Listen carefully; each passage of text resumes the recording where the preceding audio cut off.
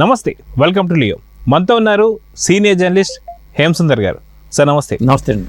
మొత్తానికి నటసింహం బాలకృష్ణ గారికి మరో అవార్డు రాబోతుంది.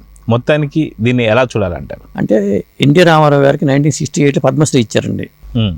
కానీ పద్మభూషణ్ ఆయనకి రాలేదు, పద్మవిభూషణం రాలేదు. మళ్ళీ నాగేశ్వరరావు గారికి వచ్చినాయి. రామారావు గారి విషయంలో అక్కడ పురస్కారాల విషయంలో అక్కడ అన్యాయం జరిగిందని చెప్పాలి.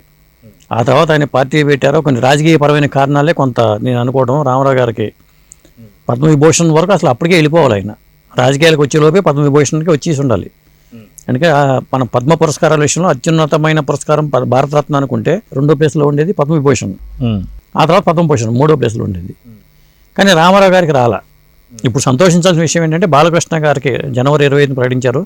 బాలకృష్ణ గారికి పద్మభూషణ్ ప్రకటించడం అనేది సముచితమని నేను భావిస్తున్నాను. ఎందుకంటే ఆయన పద్మవిభూషణం కూడా రావాలి ఈపాటికి. బాలకృష్ణ గారు కూడా విభిన్నమైన పాత్రలు చేయటం కానీ, అలాగే ఇప్పుడు ఆయన రామారావు గారు ఏవైతే ఎన్ని కేటగిరీలు సినిమాలు చేశారో, అంటే పద్మ జానపదాలు కానీ పౌరాణికాలు కానీ, అంటే రామారావు గారు చేసిన డిఫరెంట్ పాత్రలన్నీ బాలకృష్ణ గారు చేశారు. అవును. ఇప్పుడు చిరంజీవి గారికి పద్మవిభూషణం ప్రకటించారు.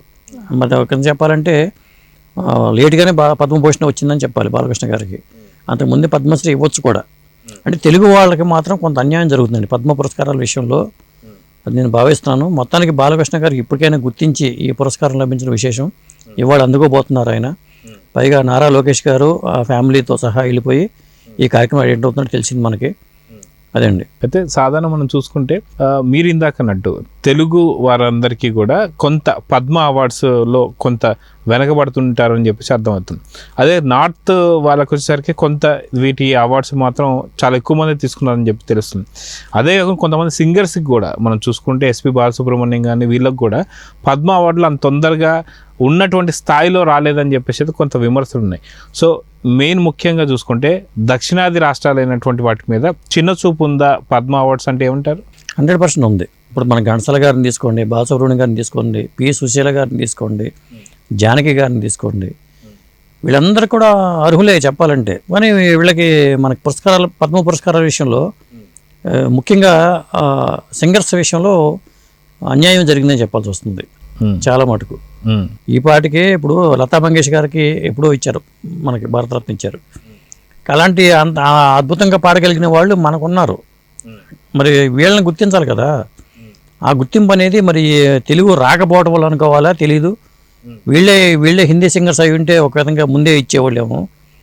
వీళ్ళ గొంతుల మాధుర్యం మరి వాళ్ళకి అందలేదో తెలియదు. కానీ అక్కడ సింగర్స్ విషయంలో అయితే అన్యాయం జరిగింది. అలాగే ఇళయరాజా గారు ఎంత అద్భుతమైన మరి మన సంగీతాన్ని అందించారు. ఇవాళకి చెప్పుకోవాలంటే ఎంతోమంది లెజెండ్స్ మనకి సంగీత రంగంలో ఉన్నా కానీ, ఇప్పుడు పెండియాల నాగేశ్వరరావు గారు కానీ, కోదండపాణి గారు కానీ, మరి ఆ అక్కడ విశ్వనాథన్ గారు కానీ, ఇలా చూసుకున్నప్పుడు అప్పటి నుంచి మన చక్రవర్తి ఈ తరం చూసుకుంటే అప్పుడు ఆ తరంలో ఇళయరాజా గారే ఒక లెజెండ్గా మనం చెప్తూ ఉంటాం. అంటే ఇప్పుడు సాలూరు రాజేశ్వర గారు చేశారు. ఆ జనరేషన్ సాలూరు రాజేశ్వర గారు తర్వాత వచ్చిన వాళ్ళ జనరేషన్లో ఇళయరాజా గారే చాలా కాలం పాటు ఒక విధంగా తమిళ తెలుగు భాషల్ని హిందీ రంగాన్ని కూడా ఆయన ఏలేరని చెప్పాల్సి వస్తుంది. అది సంగీత పరిజ్ఞానం ఏమీ లేకుండా వచ్చి ఆయన రాణించారు. అలాంటి వాళ్ళకు కూడా మరి ఈసారి భారతరత్న మరి ఎవరిని వరిస్తుందో తెలియదు. కానీ వరించాల్సిన అర్హులు ఉన్న వాళ్ళు చాలామంది అయితే ఉన్నారు.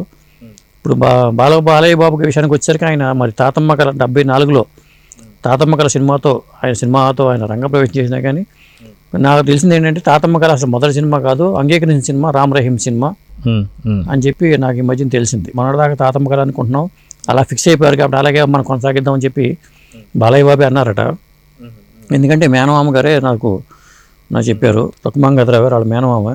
ఎందుకంటే ఆయనే సినిమా తీశారు రామ్ రహీం అని, అది 2వ సినిమాగా వచ్చింది. కానీ మొదట అనుకున్న సినిమా బసవతారకం గారే ఒప్పించారట ఎన్టీ రామారావు గారిని. వీళ్ళిద్దరితో మన బాలయ్య బాబు నేను హరికృష్ణని నటులను చేద్దామని అక్కడి నుంచి ప్రపోజల్ వెళ్ళడం, ఎన్టీ రామారావు ఓకే చెప్పడం ఇలా జరిగింది. కాకపోతే అందరికీ తెలిసిన తాతమ్మ కళ అంటారు కాబట్టి మనం కూడా తాతమ్మ కళ రిలీజ్ అయింది ముందు కాబట్టి 1974లో రిలీజ్ అయింది కాబట్టి అక్కడ మొదలుపెట్టి సాహసమైన నా జీవితం అనే సినిమాతో సోలో హీరోగా వాసుగారి డైరెక్షన్లో రావడం. ఆ తర్వాత మరి భార్గవాష్ బ్యానర్లో ఎన్ని హిట్ సినిమాలు వచ్చినాయి మనకు తెలుసు. గోపాల్ రెడ్డి గారు ఒక విధంగా చెప్పాలంటే బాలయ్య గారి గోపాల్ రెడ్డి గారి కాంబినేషన్, కోటి రామకృష్ణ గారి కాంబినేషన్లో చాలా హిట్ సినిమాలు వచ్చినాయి. అలా ఎదుగుతూ మళ్ళీ ఇవాళ వరుస పెట్టి హిట్లు రావడం కానీ, హ్యాట్రిక్ కొట్టడం కానీ, మళ్ళీ నా 2వ హ్యాట్రిక్ దిశగా ఆయన అడుగులు వేయటం కానీ, ఎమ్మెల్యేగా ఆయన ముందుకెళ్ళటం కానీ, ఇలా చూసుకున్నప్పుడు ఖచ్చితంగా మరి పద్మభూషణ్ పురస్కారానికి 100% అర్హులని చెప్పాలి బాలయ్య బాబు. అయితే గతంలో పద్మభూషణ్ ప్రకటించినప్పుడు కూడా మనం విన్నాం ఏంటి అంటే అతి తొందరలోనే అన్న ఎన్టీఆర్ గారికి కూడా భారతరత్న ఇవ్వబోతారు అని చెప్పేసి కూడా కొంత వార్తలు అయితే వచ్చాయి. ఆ విషయంలో బాలకృష్ణ గారు కూడా ఖచ్చితంగా రావాల్సిందే అతి తొందరలో అని కూడా అన్నారు. అదే ఇదే విషయంలో మనం చూసుకుంటే మెగాస్టార్ చిరంజీవి గారికి సంబంధించి కూడా భారతరత్న గురించి వచ్చేసరికి ఏదున్నా సరే పెద్ద అన్న ఎన్టీఆర్ గారి తర్వాతనే అది వేరే వారికి ఎవరికైనా సరే అది అలంకారంగా ఉంటుంది, కానీ లేదంటే అది తెలుగు ఇండస్ట్రీకి అవమానంగా ఉంటుందని కూడా ఒక మాట అయితే అన్నారు. మొత్తం దీన్ని ఎలా చూడాలంటే నేను అనుకోవడం, అందుకని చాలా వరకు భారతరత్న విషయంలో ఎన్టీ రామారావు గారికి ఇవ్వడంలో ఎటువంటి ప్రతిబంధకాలు ఉన్నాయో మనకు తెలియదు.